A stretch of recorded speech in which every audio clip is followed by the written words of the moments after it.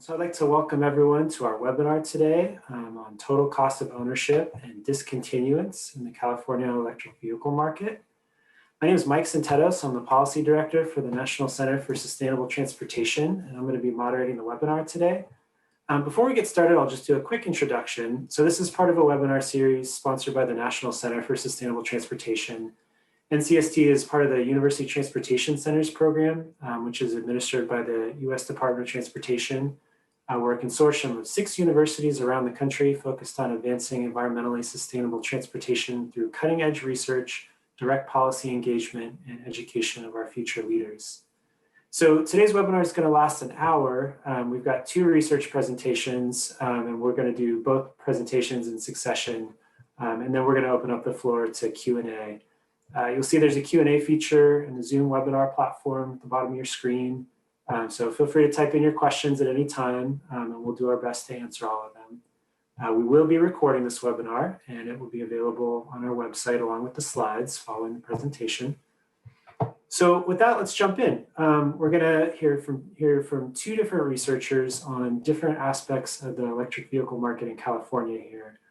First, we're going to hear from Debapriya Chakraborty about some innovative work on total cost of ownership, excuse me, and how to think about cost parity between conventional and electric vehicles and kind of what the implications that work might have for vehicle subsidies, charging infrastructure, et cetera. Then we're going to hear from Scott Hardman on what can be learned from electric vehicle owners who have discontinued the technology, and one with some discussion on what all this means for the market moving forward. So with that, I will introduce Dr. Debapriya Chakraborty, postdoctoral researcher at the Plug-in Hybrid and Electric Vehicle Research Center at the University of California Davis Institute of Transportation Studies. And Debapriya, I will turn it over to you. Thank you, Mike. I'll share my screen.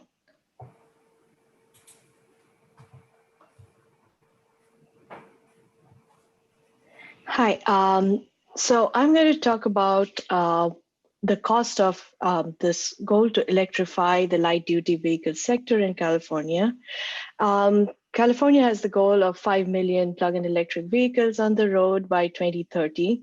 And what we wanted to look at in this study is to how much it would cost at the fleet level to move from ICE vehicles or the conventional fuel vehicles to plug-in electric vehicles and fuel cell electric vehicles.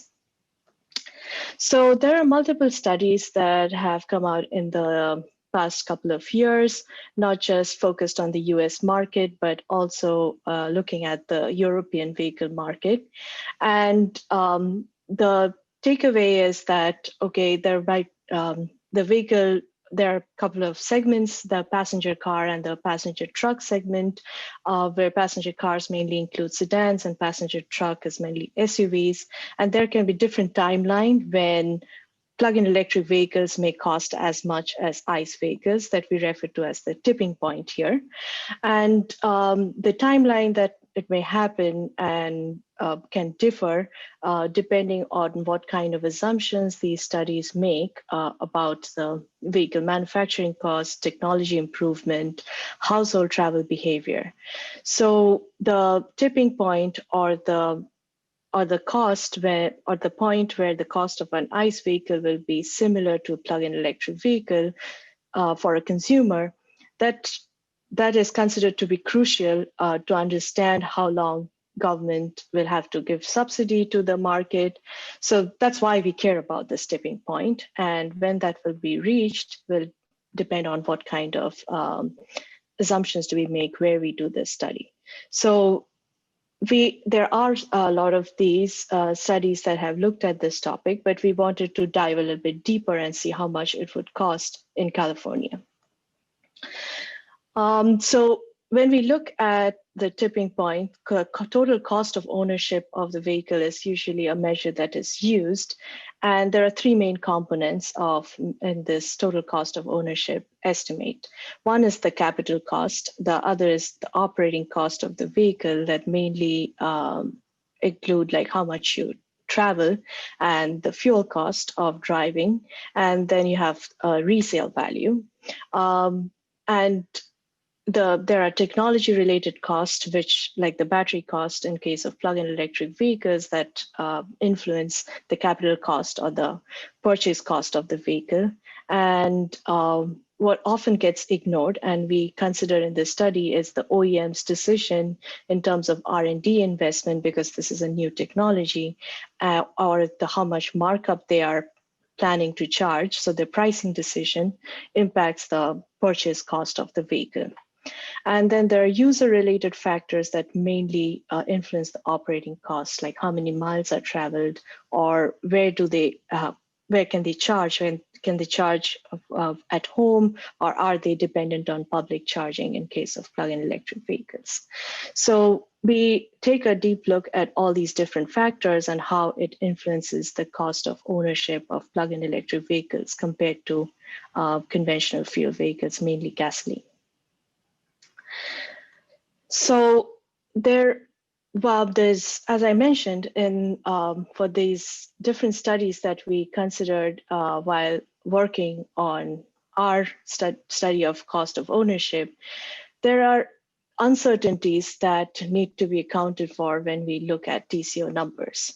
And the uncertainties exist both in case of battery electric vehicles or plug-in hybrid, as well as ICE vehicles, gasoline cars. So in case of the plug-in electric vehicles, there's a lot of uncertainty about how the battery cost will reduce over the years, how much R&D returns OEMs are expecting over the years. So in case of household behavior, there's uncertainty of charging infrastructure and how much it will cost to charge in the future as more renewables penetrate into the grid. Then in case of gasoline cars, there are uncertainties related to CAFE standards, how fuel efficiency of these cars will improve over the years. And definitely there is uncertainty regarding if travel demand will in general change or not, so VMT or fuel costs. So these uncertainties will influence the cost of ownership estimate that we get, or even in the case of other studies. And other than all these things that I just now mentioned, I would also say that the vehicle ownership length, or what I mean, like whether you plan to own it for 5 years or the entire vehicle lifetime, will also matter in terms of the estimate that we get. So moving on, putting all these different components of cost of ownership together, when we looked at the just at the purchase cost component, what we see accounting for battery cost uncertainties and like OEM's decision in terms of R&D investment or price markup, what we see that at least over the next decade, the plug-in electric vehicles, the upfront capital cost or purchase cost will continue to be higher than ICE vehicles.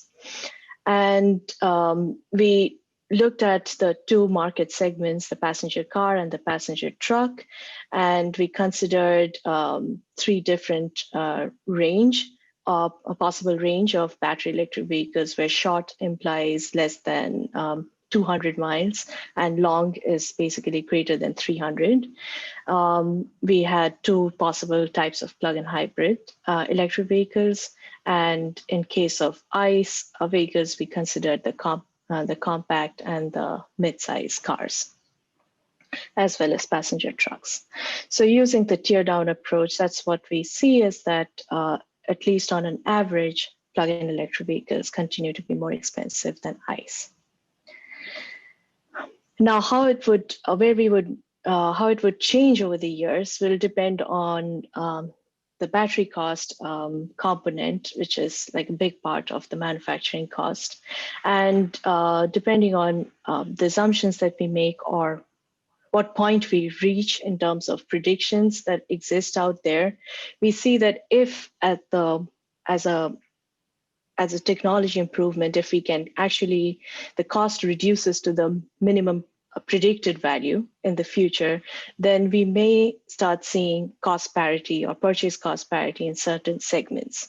But if the technology does not improve so much and the battery cost does not fall as much as expected, then price parity may not be reached in any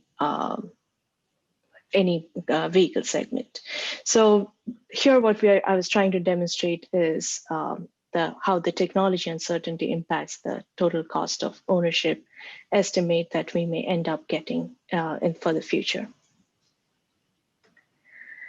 Now, other than technology, as I mentioned, there are household characteristics that also influence the cost of adoption. And for that, we considered 6 market segments that were defined based on like characteristics related to home ownership and mainly household income. And we looked at how the VMT or the miles traveled varies across these different segments, their ability to install charger, and therefore their cost of charging at their plug-in electric vehicles. And accounting for these different household characteristics, we considered a possible ZEV adoption scenario whereby we allocated vehicles based on market preference, not trying to optimize the cost of ownership. And when I say that the allocation was done to replicate market preference, what I imply is that we try to make sure that when we allocate plug-in electric vehicles, a multi-vehicle household does not have like all sedans. They have a mix of sedans and SUVs. And single vehicle household will get longer range electric vehicles to overcome the range anxiety or as well as meet their travel needs. So in this part, to calculate the cost of ownership, we allocated plug-in electric vehicles and compared them to the cost of continuing with the ICE vehicle in the comparable segment. So as a result, this is a graphical representation of the ZEV allocation scenario that we studied here. And what we see is that post-2025, as more middle income and lower income households enter the market with 1 or 2 vehicles in the household fleet, we allocate them the longer range plug-in electric vehicles because probably they will need these longer range cars to meet their travel demand. So you see they get a lot more of the mid-range passenger cars or the long range passenger trucks. Now we compare these as allocated ZEVs to the cost of continuing with the ICE vehicles, and it matters where in the calculating the tipping point what ICE vehicles are chosen. So usually what we see in studies that the plug-in electric vehicles are being compared to an economic segment passenger car like a Toyota Corolla or a Camry. We try to put that these cars are like on the expensive side. So for the passenger car, the short and the mid-range, we compare them with the economy or the non-luxury segment ICE vehicle. But for the longer range cars that are more expensive in general, we compare them to the cars in the near luxury segment. So we try to have a comparable ICE vehicle in the comparison. And putting all these different pieces together, when we look at the cost of ownership of plug-in electric vehicles and ICE vehicles and compare them, what we see is that the TCO, the difference between PEVs and the conventional vehicles, they come down over the years. It is different for the different market segments, and the tipping point for these market segments will depend on the kind of ZEV we allocate them. And the difference falls because the technology cost as well as the operating cost of these vehicles fall over time, the plug-in electric vehicles. And while ICE vehicles continue to become more expensive, the purchase component because of CAFE standards, but they're also becoming fuel efficient. So we see that this difference kind of shrinks as we move towards 2045 and like in the future. So the scenario was described in the recently released Cal EPA report and the link is given on the slide. So you can find more details on how these scenarios were built. Now, we see that the cost of ownership does fall over the years, and we wanted to look that, okay, it seems that it falls for all the market segments, but do everyone within a market segment actually benefit from moving to a plug-in electric vehicle? And what we see is that even though the share of people in a particular market segment who benefit from moving to a plug-in electric vehicle does go up over the years, it is actually not 100% even even in 2045. And the reason the potential reason that why we might see this is because of these differences in the ability to charge the vehicle at home, which is the cheapest option, or the dependence on public chargers, then on their travel demand and the electricity cost. So there's a huge heterogeneity in the cost components across the market segments that basically is represented by the fact that not everybody may benefit from moving to a plug-in electric vehicle.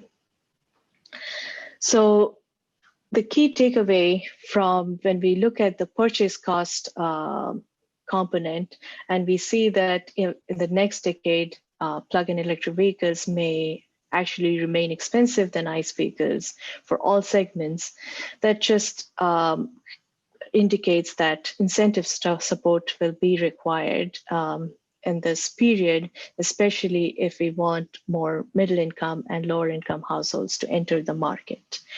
And as I mentioned, the cost of ownership and the tipping point will differ across market segments based on, depending on their VMT, their dependence on public charger, or their availability of home charger. And I would just like to mention that we are, it's an ongoing research, though there is the report there where we discuss the particular scenario I presented today, but we are considering other adoption scenarios and how the cost of ownership may differ, particularly if we account for used vehicles and also account for other uncertainties in terms of R&D investment or cost of charging and availability of infrastructure. So that's for today. And if there are any questions, I would definitely like to answer. Thank you. Thanks so much, Dr. Chakraborty. We do have a couple of questions coming in, and I think we'll try to kind of lump them all together at the end because I think there might be some parallels with questions for our next presentation. So we will move to that presentation now. I'd like to introduce Dr. Scott Hardman, a research scientist at the Plug-in Hybrid and Electric Vehicle Research Center at the University of California, Davis Institute of Transportation Studies as well. And Scott, I'll turn it over to you. Thanks, Mike. Does everything look okay? You can hear me? Yep. Perfect. Okay. Morning, everyone, and thanks for the introduction, Mike. So today I'm going to talk about discontinuance, which is essentially no longer owning a product among California electric vehicle buyers. And this is sort of something we've been learning about quite recently. And I think it's something we need to start thinking about more into the future as we try and grow electric vehicle markets. Okay, so this is in a very timely fashion. This was published just yesterday. I've presented this research on a few occasions previously to sponsors and so on, and those sort of like preliminary analysis. So the analysis is now finalized, it's been peer reviewed, and it's now published. So I encourage you to read the article. And there's also a link we have, which is an open access link. So I think Mike's gonna paste that into the chat, and feel free to read the article. Okay, so why is this important? I'm just sort of showing California electric vehicle sales here for some context. To me, there's two reasons why discontinuance is important. Reason number one is that if people are not repeating the purchase of an electric vehicle, it could slow market growth. Last year in 2020, about 2/3 of electric vehicle buyers were first-time buyers, whereas about 1/3 of the market was second-time buyers or third-time buyers, people buying electric vehicle for the second time. So if people are abandoning electric vehicles, they're not repeating the purchase, it harms that, but at the moment is 1/3 of the market. If there's 140,000 electric vehicle sales, 1/3 of that, and then a small portion don't continue ownership. It doesn't have a huge impact in 2020, but what it does have a big impact on is as we sort of work towards 100% EV sales by 2035, there'll be a much larger portion of repeat buyers in the market. So it has the potential to have a much bigger impact. The second reason I think this is important and something we need to pay attention to is we're still at a very early stage of electric vehicle market growth. Last year, about 9% of new vehicle sales in California were electric, and about 2% of drivers own an electric vehicle. So these people are the very earliest adopters. They're the most enthusiastic households to buy an electric vehicle. If these buyers are discontinuing ownership, we need to be paying attention to why that is happening, because I think it says something about once we get to sort of less enthusiastic buyers, people in the mass market, there may be some challenges that we need to look at and try and figure out how to address. Okay, so how do we research this? So in the Plug-in Hybrid Electric Vehicle Research Center, Gil Tal has essentially been surveying electric vehicle buyers since 2015 on almost a yearly basis. So far we've surveyed about 30,000 electric vehicle buyers. And so in order to understand whether or not they still own an electric vehicle, we resurveyed them. It was actually part of a different project, which we were trying to gather a second odometer reading to work out how far electric vehicles are being driven each year. But as part of that, we also had to get all the information on their household fleet. So to give us the opportunity to investigate whether or not they still own their electric vehicle. So we had close to 5,000 respondents, all of who originally bought an electric vehicle a battery electric vehicle or a plug-in hybrid electric vehicle between 2011 and 2018. And the graph on the right basically shows whether or not they still own that original vehicle we surveyed them about. So the vast majority, more than half, 58%, still own the original electric vehicle. So for these households, we can't analyze their decision. They haven't reached a point in vehicle ownership where they have to decide, okay, shall I continue with EV ownership? Shall I go back to gasoline vehicle ownership? So for those people, we don't necessarily know what they're going to do. We know that 9% no longer own any electric vehicles, and they all now own gasoline vehicles. And then we know that 34%, they no longer own their original PEV and they own a new PEV. So we define discontinuance in this sample as no longer having any electric vehicles after once owning one. And then continuing ownership is those that no longer own their original PEV and own a new PEV, or there's also some who originally leased a plug-in electric vehicle. And then when their lease ran out after 3 years, they bought it. We also counted that as continuing PEV ownership. And I'll say that the decision to discontinue or continue ownership for these buyers, it occurred between 2015 and 2019. Okay, so with that in mind, we find that 19% of battery electric vehicle buyers and 20% of plug-in hybrid electric vehicle buyers are discontinuing ownership. These households no longer own any electric vehicles, and they sort of traded in their electric vehicle for mostly a gasoline vehicle, and 90-something% of them, it was a new gasoline vehicle. I think encouragingly though, like 80% did continue with electric vehicle ownership. So that's a positive thing that we can take away from this. But if we want to grow the market and reach these goals of 100% sales, these are the people we need to be looking at and figuring out what's going on. So between BEVs and PHEVs, there was no significant difference. We did find a significant difference across brands though. So the lowest rates of discontinuance was among Tesla and Chevrolet buyers. When those buyers, returned to the market and made a decision, only 11% of them decided to go for a gas car, and only 14% for Chevrolet. Whereas for Fiat buyers, you see on the right of this graph, 37%, when they went to the market and made a decision, they decided that they were not going to continue with EVs ownership. So no real differences across drivetrain, but we do see substantial differences across brand. Okay, so let's look at some factors correlated with discontinuance, starting with charging.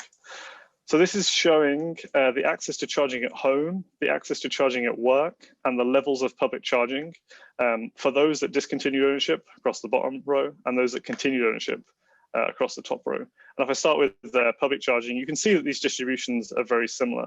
And the same goes for workplace charging. These distributions are very similar. We don't see any significant difference between work charging access or the levels of public charging used based on whether or not households continued or discontinued ownership. We do see a significant difference, though, in their access to charging at home and what level of charging they have access to at home. So you can see that those that discontinued ownership, 27% of them had no charging at home, whereas those that continued ownership, 13% had no charging, so much less. And then we can see that of those that do have charging, those that discontinued ownership, a lot more are relying on slower, 120 volt level 1 charging compared to those that continued ownership, where most of those that have charging, they have higher speed level 2 charging. So that's something to think about. Those that discontinue ownership, a lot of them have no charging, and then those that do have charging, few of them have level 2 charging. Okay, next, discontinuance and satisfaction with the EV they no longer own. So recall that both these groups, the ones that discontinued ownership and the ones that continued ownership, they were asking them both about a vehicle they no longer own. So we asked them about 10 different attributes, how satisfied they were with them. I'm just going to show 5 here, and these are the 5 that we saw significantly different distributions. So we have safety, refueling costs, reliability, electric driving range, and the convenience in charging. These 3, safety, refueling costs, and reliability, for the most part, those that continued or discontinued ownership were pretty satisfied. The significant difference is just that those that continued ownership were more satisfied than those that discontinued ownership. And to me, the interesting results are over here.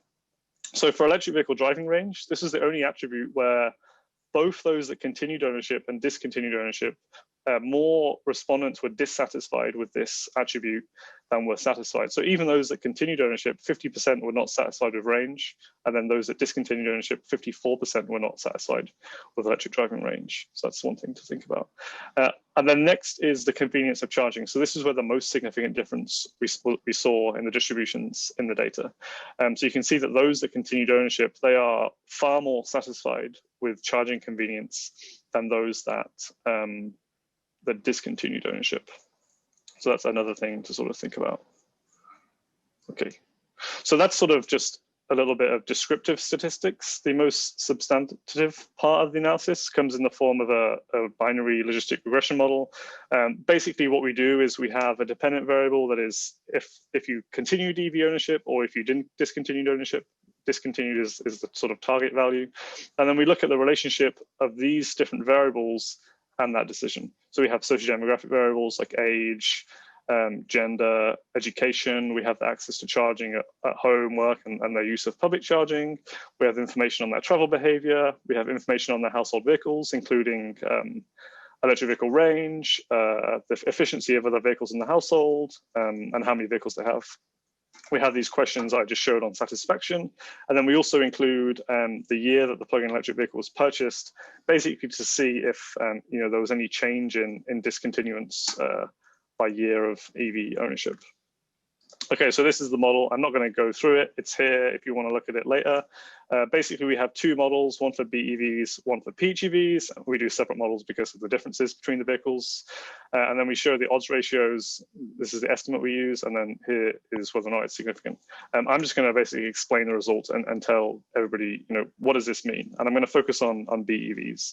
So what the model basically says is that for a 1 unit increase in the number of vehicles in the household, there are 44% lower odds of discontinuing BEV ownership, holding all else constant.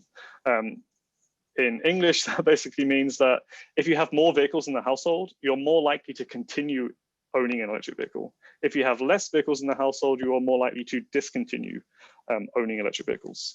And if we sort of look at the number of vehicles that those that discontinued ownership have, it's very similar to the number of vehicles an average California household has. So perhaps there's something about, as you reach the mass market, maybe people with the typical number of vehicles have some difficulties in EV ownership.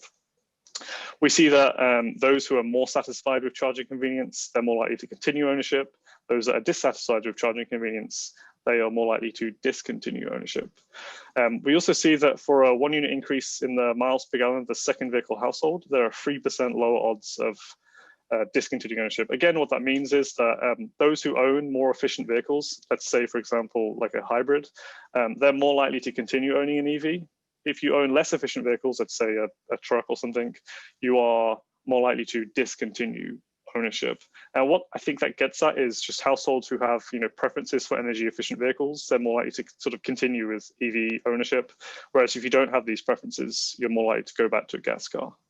Then we see for level 2 charging, we see that having level 2 charging over level 1 charging, there are 53% lower odds of discontinuing ownership. What that basically means is if you have level 2 charging over level 1 charging, you are more likely to continue owning an EV. If you had level 1 charging over level 2 charging, you would be more likely to discontinue ownership. So having level 2 charging seems to be important there.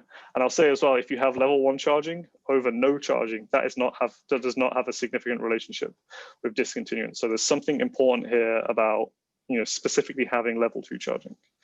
And I'll also mention a couple of variables that aren't significant. So we have these home charging variables that are significant, but work and public charging does not have a relationship with discontinuance.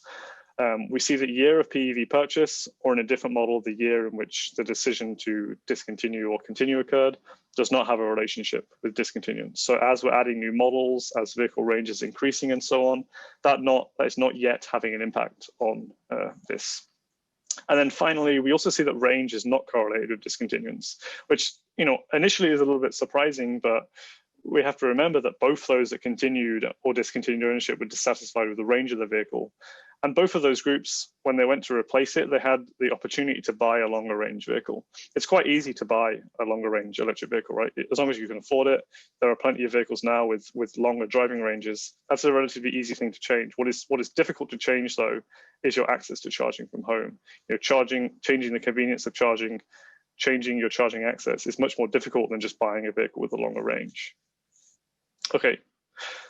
That being said, though, discontinuance may not be permanent. So we also asked these respondents how likely they would be to purchase a battery electric vehicle or a plug-in hybrid electric vehicle for their next purchase. Again, we have those that discontinued ownership at the bottom and those that continued ownership at the top. And we see that those that discontinued ownership, 62% of them said that they're likely to buy an electric vehicle for their next vehicle. And it's less than those that continued ownership, but still 2/3 of them are telling us that, this might not be a permanent behavior. We're still likely to buy a vehicle. Sure, some people are very unlikely and we may lose them forever. But for me, it's sort of encouraging that this might not be a permanent behavior. Maybe it's just something with the current sort of state of the market, which doesn't work for them. Okay, what might be an issue though is a vehicle with the attributes that they desire doesn't yet exist. So those that discontinued ownership and then said they would maybe buy one again, we said, okay, tell us what you want, design a vehicle that you'd want to see for you to purchase. And they could choose a body style, time to charge, driving range, purchase price. They could also choose BEV, PHEV, we also let them choose fuel cell. I'm just showing the designs for a BEV here. What we see is that people mostly design a hatchback, sedan, or an SUV. The time to charge from 0% to 100% state of charge at home is on average 300 minutes. So they want it to be able to be fully charged in 5 hours. The average range is 320 miles. And then the average purchase price is about $42,000. So if you look at sort of the vehicles available at the moment, there are electric vehicles that can be fully charged in 5 hours from home. However, they typically don't have a range of 320 miles. And then, while there are 320-mile electric vehicles available, they don't cost $42,000. They generally cost more. So while there are vehicles available with these individual attributes, there isn't a vehicle available with all of them sort of combined. So, hopefully we'll sort of head in this direction of having longer range, slightly more affordable vehicles with a bit of a faster charging time, but we're not quite there yet. Okay, so let me just sort of summarize these findings. What we're finding is that discontinuance is correlated with having fewer vehicles in the household. So, households with less vehicles, maybe there's some difficulties with EV ownership. We also find that it's correlated with just owning less efficient vehicles in general. We know that it's correlated with being dissatisfied with the convenience of charging and not having level 2 charging from home. And then we also know that work and public charging does not have a relationship with discontinuance. And to me, this is like something that I would like people to take away from this is sort of building upon the evidence about what we know about home charging. We know home charging, it's the most influential charging location in the decision to buy an electric vehicle. When you own an electric vehicle, it's the most frequently used location. It's the cheapest place to charge. It's the most convenient. And now we know that it also increases the odds of continuing PEV ownership, the same which cannot be said for work and public charging. If the takeaway from this is we need to do more to make sure as many people as possible have access to charging from home, that to me is a positive thing. Public charging is not a replacement for home charging. And for some people, this is okay. If you have a single family home, you're medium to high income, you can probably install a home charger, but lower income households, maybe they can't afford it, can't afford the wiring costs or something like that. People who live in apartments and condos, maybe they can't install a charger. So definitely we need to think about how do we get home charging to as many people as possible. We're not seeing any change in discontinuance over time, despite the fact that new models are coming to the market. However, it might not be permanent, which to me is, maybe this can be stopped. Okay, so that's basically everything I want to talk about discontinuance. And just sort of the last slide, I wanted to sort of talk about some of these challenges that we're learning about in the EV market. Priya was talking about the tipping points, inflection points, things like that. People often ask us, are we reaching a tipping point? Are we at a inflection point or critical mass, whatever you want to call it? And I think often people use total cost of ownership as a proxy for that. As Priya showed, it's not that simple. In addition to the complexities of TCO, we're seeing that households are discontinuing EV ownership, and it's not yet changing over time. The rate is flat by year. We also know, thanks to the work that Ken Karani's done, that consumer engagement with electric vehicles is not changing over time. We know, thanks to the work Alan Jen's done, incentives are becoming more important over time for buyers, whilst also being phased out. We know that there's been not much market growth since 2018. The 2018 market share was 7.8%. The 2020 market share was 9%. So we're not exactly seeing much market growth. And then finally, despite battery prices falling, BEV purchase price and plug-in hybrid electric vehicle purchase price is increasing. So the average model, the starting price of the average model in 2012 was $42,000. In 2020, it was almost $20,000 higher than that. So until these start trending in the right direction, I don't think we can reasonably conclude that we're like heading towards a tipping point. And I want to mention these because I now think we have an opportunity to understand these issues and work together to figure out ways and how do we address them. For the past 4 years, I think we were just glad that we had any policies that promoted electric vehicles. But now we have the opportunity to sort of start optimizing things, improving things. California looks like it will get its waiver back. There's discussion about improving federal fuel economy standards. There's discussion about the federal tax credit, whilst it has some design problems, maybe those could be changed. There's discussion about fee baits in California. So, I don't think we're going to get to the 100% EV sales by 2035 with the current suite of policies. But now, I think we all have the opportunity to sort of work together, start thinking about how do we get to that target? How do we start, addressing some of these challenges? Okay, I'll leave it there.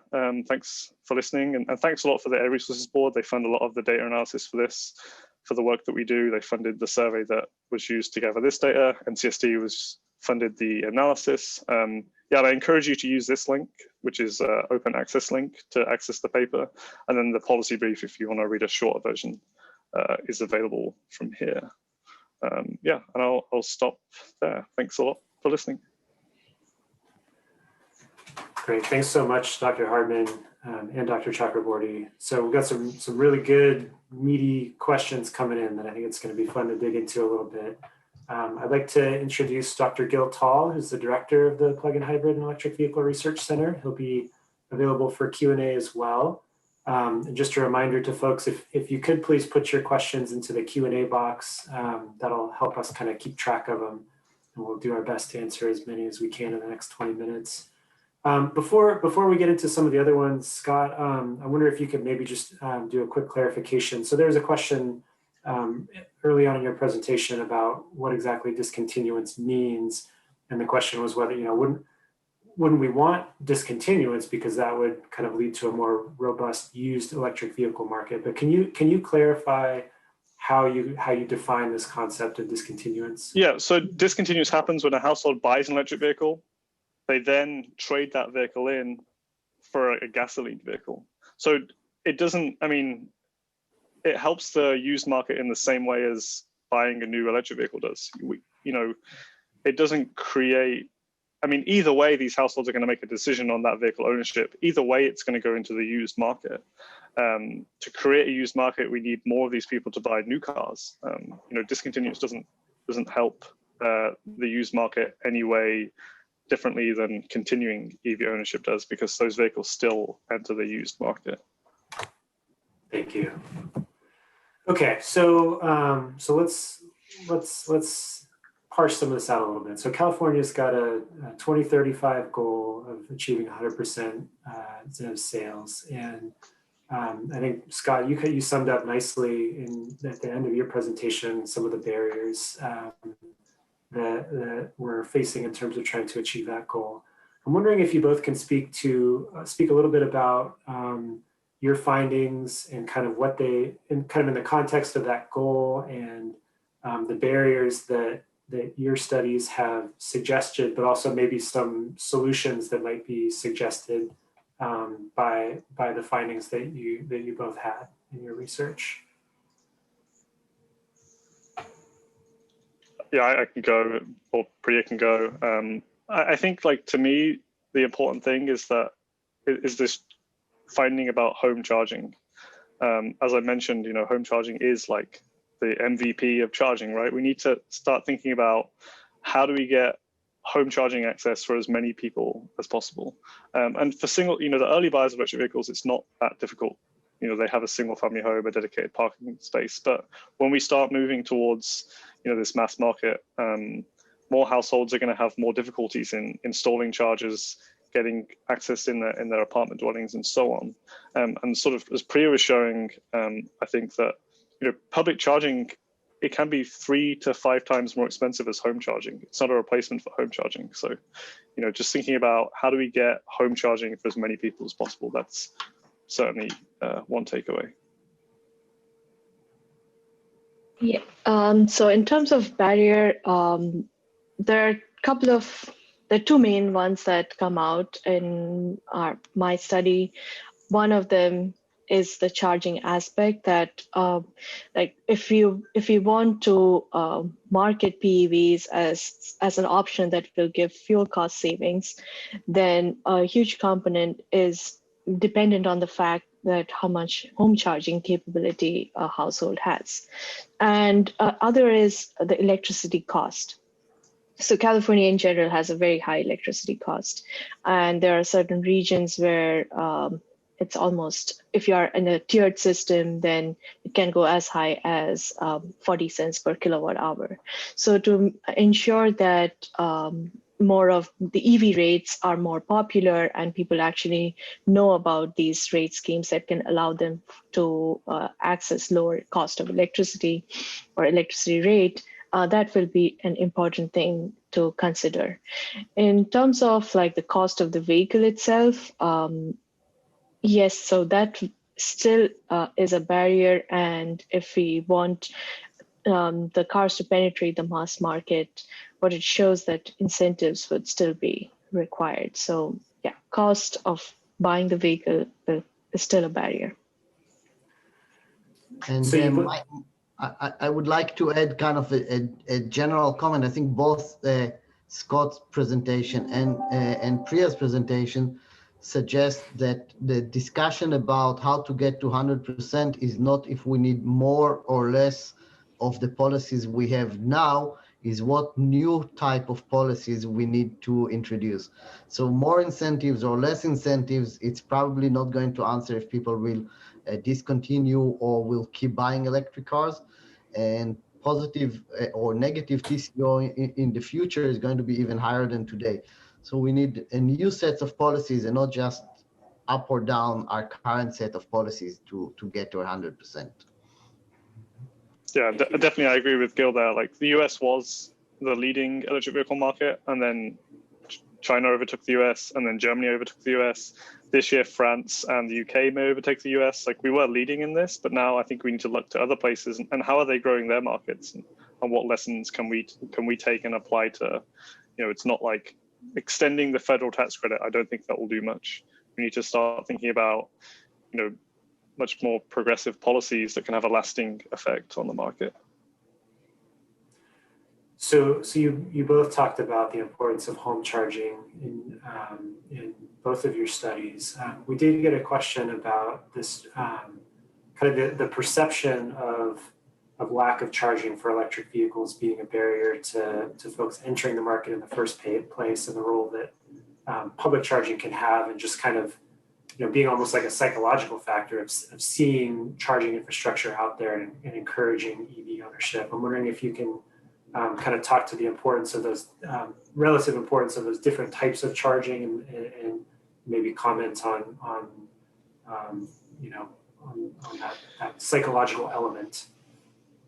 Yeah, I mean, public charging certainly has a role in the introduction of electric vehicles. To me, it's for long distance trips. When you're away from home, you need a quick charge, or you're on a long distance trip. That's what public charging is for. I haven't seen evidence to suggest that public charging sells electric vehicles. There's a relationship between the density of electric vehicle charging infrastructure and electric vehicle sales, but is that just because infrastructure providers see where EVs are being sold and install it there? I haven't seen a good study that properly addresses this sort of question of like, what is causing what? I'm not aware of, I don't think public charging sells electric vehicles in the way that we think it does. Given the things, and we have a study, we have a study to look at this very question, right? Like beginning right now, starting with the question that we're looking at is, do people see charges in the areas that they live? And if you look at the relationship between the density of infrastructure and the amount of reported sightings of infrastructure, there's no significant relationships there. People who are just regular drivers, they drive past infrastructure, they don't notice it. It's just another piece of sort of, street furniture. It doesn't sell vehicles in the way that we think it does. Interesting.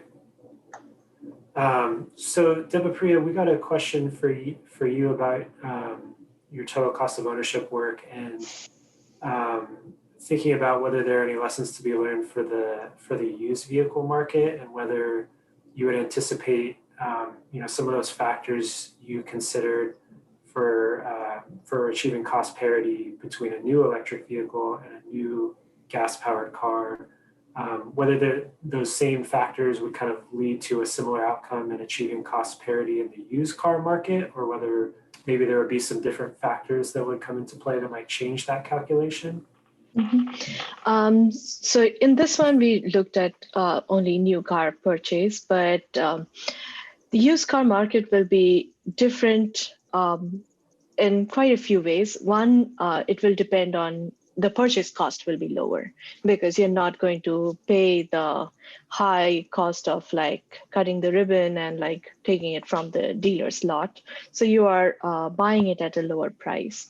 But what would matter in a case of used vehicle then would be the battery capacity, like what is the condition of the battery? Do we need to replace it?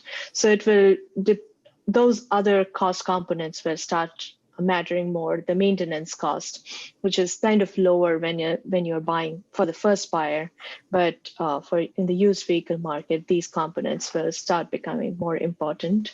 In terms of the operating cost, as a result, as I mentioned, the maintenance cost can be higher. So some of these factors, like the charging infrastructure, will still be the same, but the capital cost and like a smaller component, but important, the maintenance cost may be different. So there will be differences and there will be similarities as well. Okay. So both your work looked at both plug-in hybrid electric vehicles and battery electric vehicles, fully electric vehicles.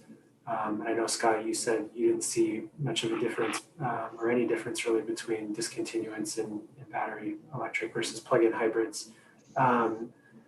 So I guess, based on both of your findings, would you say that, these new policies that we need to adopt, like Gil mentioned, should we be treating battery electric and plug-in hybrid electric vehicles the same? Should we be treating them in some fundamentally different way? Yeah, that's a good question. I mean, I think we need to give people the choice. Some households will not go straight into electric vehicle ownership because of it's a very new thing to a lot of people. Maybe they're concerned about range anxiety or charging or something. So having the option of a plug-in hybrid, households can buy that first. If they like the sort of plug-in life, then they can switch to an electric vehicle. And we do see that in this study. We do see switching from initially having a plug-in hybrid among those that continued ownership, switching from a plug-in hybrid to a BEV. But we also see switching from a BEV to a PHEV. I think we've got to give people the choice. But I mean, if the goal of this is to reduce emissions, then there should be some aspect of the performance of the vehicles considered into how much we incentivize them. We don't want to incentivize short-range plug-in hybrids because we know their environmental performance isn't as good as a battery electric vehicle. So I guess that's what I'd say. But yeah, I think it's important that people have the choice of either, especially in this very early stage. Yeah, it's the same thing. I would just talk about it from the car perspective of cost, that what we saw is that not everyone has like multiple vehicles in the household. So for a single vehicle household, or it might be difficult to move directly to a battery electric car. And if they want, they might be actually dependent on these very expensive long range ones. So plug-in hybrid can be a good option in those scenarios. So yeah, people need to be given the choice, keeping in mind that short-range BEV plug-in hybrids may not have the environmental benefits. Okay. Well, let me ask maybe kind of a follow-on question to that. So Debapriya, your study kind of looked at total cost of ownership in different groups with different household characteristics. And you found that the point of achieving cost parity was different across those groups. Do you think that suggests that that incentives or other policies maybe need to be kind of more specifically targeted to whether it's certain income groups or some other kind of household characteristics, or are you seeing that certain people will be it'll be more difficult for certain groups to achieve to find a vehicle that's kind of on par with a gas car versus others? So yeah, as Gil mentioned, it's like we need to think about these different kind of policies that might actually help overcome these barriers. So more or less is a different question, but targeted incentives, we have seen that it does help. where in certain cases, like we have the clean car for all, where you get a higher incentive if you live in certain disadvantaged communities. So targeted incentives definitely help, and it would help penetration in in the lower income or the middle income group, where the purchase cost might be an actual barrier. And also in terms of charging infrastructure, making sure that there is more availability of the option to charge while at home. It may not always be like the charger is installed at your home, but the encouraging like having chargers for apartment dwellers. So those kind of targeted policies may actually help the market for sure. And Mike, on top of the differences between the households, even within the vehicles within the same household have different TCO and will need different incentives.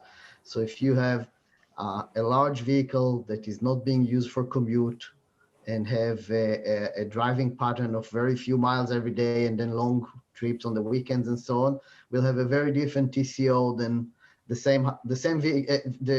same vehicle within the different household, or your household, a sedan that you use for commute every day. So we need to look at not just the households, but also vehicle by vehicles, as we have more vehicles than drivers in California. Electrifying them all is going to be an interesting task. Scott, there's a question that I think was trying to clarify something that you said. I think you found that that vehicle range did not significantly impact a consumer's decision to discontinue. But I think a different slide also showed respondents who had discontinued reported being dissatisfied with driving range. Is that accurate? And maybe yeah. So both those who continued ownership and those that discontinued ownership, both of those groups, more of them were dissatisfied with the range of the vehicle that they originally had, regardless of their continual ownership. But that's the previous vehicle we're asking about. When they had that vehicle and they went to decide about the new one, if you're dissatisfied with the range of the vehicle, you have the option to purchase a longer range vehicle, provided you can afford it. So that's, I think, why we don't see range as having a significant effect. It's relatively easy to buy a longer range vehicle, but it's difficult to change the level of charging that you have at home. It's expensive. For some people, it may not even be possible. So that sort of explains why we're sort of seeing that. From going over the Q&A, I think that some people are, we're doing a good job in explaining the discontinue, but continuing in our study is people who own now a different electric vehicle than what they had before. We are not talking here about these people who continue to own the same vehicle they purchased originally. We're talking about discontinuing people who don't own an electric vehicle. And the second group is people who now own a different vehicle than what they had before. These are the two groups that we are talking about. Yeah. Any question that kind of mixing the continuous side of the story? Yeah, both groups took their electric vehicle and traded it in for something else. Some chose a new EV, some chose a gas car. And we have a third group outside of our study that still own the original car they bought back in 2012, 2015, and so on. And I think some of those people are on this call and they sound like happy customers. I think we've got time for maybe one more question. Scott, maybe I'll start with you on this one. I think your last slide, or one of your last slides, showed kind of, people who discontinued. What's your ideal car? What would kind of bring you back into the PEV market? And you talked about how there aren't really vehicles on the market that meet those criteria. So I'm wondering if maybe, Scott, you can start, and I'll ask Gil and Debapriya to weigh in too, if you'd like. What do we need to be doing to kind of to get those vehicles onto the market? Are there policy levers that government can be pulling to kind of broaden this EV market and make these vehicles appealing to a broader segment? Yeah, I think one of the problems is automakers, right? Their job is to make money, which is fine. And if they want to sell an electric vehicle, they're going to look at who's buying them, and they're like, okay, it's high income males in single family homes. So they design a vehicle that will appeal to those people. And that's sort of why the price of vehicles has gone up. It's mostly luxury vehicles being introduced now. And I think there's a role for, you know, fuel economy standards, zero emission vehicle sales regulations to try and create a shift that incentivizes the car companies to produce more electric vehicles that are more sort of moderately priced and appeal to more people. I think that's, you know, if we look at Europe, the surge in electric vehicle sales over there, I think that's largely being attributed towards their CO2 emissions standards. You know, I think to get to this place that we need to be at in the US, we're going to need much more progressive zero emission vehicle sales mandate, which maybe shouldn't just include range. It could include some aspects that incentivize more efficient vehicles. There was a zero emission vehicle sales regulation just introduced in Korea that incentivizes more efficient vehicles and longer range vehicles, which encourages, you know, smaller vehicles to be introduced. And then, you know, again, more efficient. The federal fuel economy standards could also help, you know, encourage lower cost, more efficient electric vehicles and in greater numbers. That would be, yeah, in addition to incentives, but that'll take even longer to answer. So I'll stick with that. Great. And any last words from Gil or Debapriya before we close? Okay. Great. Well, thank you all. This is really fascinating, cutting edge work, and really appreciate you all taking the time to share. And thanks so much to our audience for listening and for such great questions. Sorry we couldn't get to more of them. You will see a follow-up survey. We'd appreciate your feedback on what we can be doing as we continue this webinar series. But we will call it a day, and thank you so much. Take care. Thank you. Thanks, everyone.